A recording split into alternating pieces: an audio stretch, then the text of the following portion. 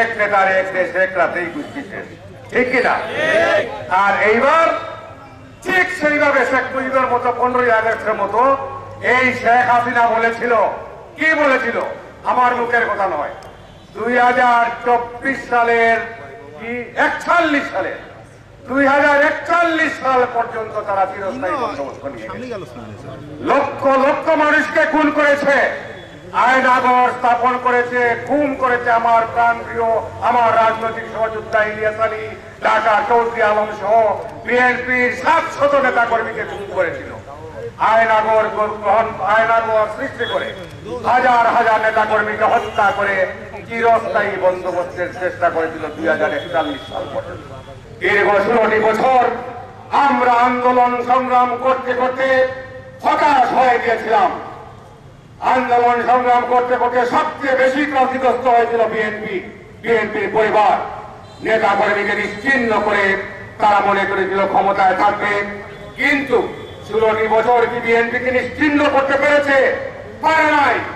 বিশ্বের সর্বত্র বিএনপি আনাচে কানাচে ছড়িয়ে ছিটিয়ে আছে, বাংলাদেশে আছে, শেখ হাসিনা শাসনামলে ছিল, রাজপথে ছিল, মাঠে ময়দানে ছিল, কিন্তু আজকে দেখুন সেই ক্ষমতাধর শেখ হাসিনা 2024-এর 5ই আগস্টের পরে এক রাতে সব শেষ, হাসিনা শেষ। তার 2000 যে মূর্তি বানিয়েছিল, 2000 মূর্তি 16 বছরে 10,000 কোটি টাকা খরচ করে মূর্তি বানিয়েছিল, এক ইশারায় আল্লাহর পক্ষ থেকে উলট পালট।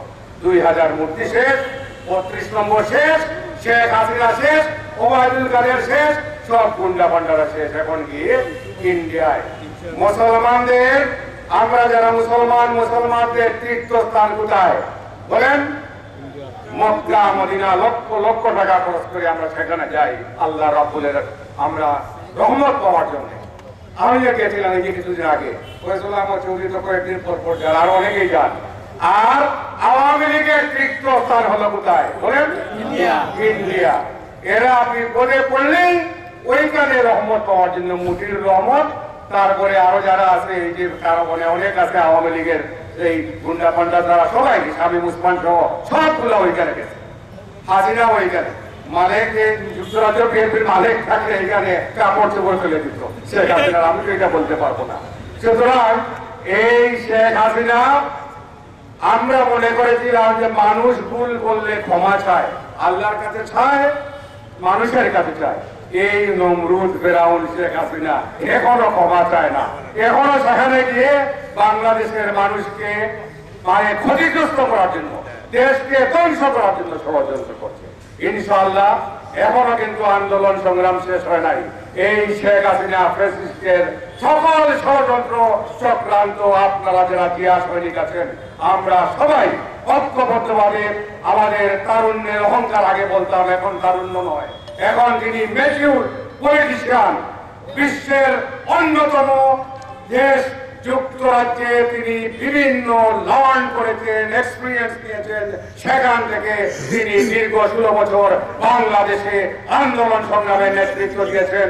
তিনি আসছেন, তিনি আসবেন বাংলাদেশের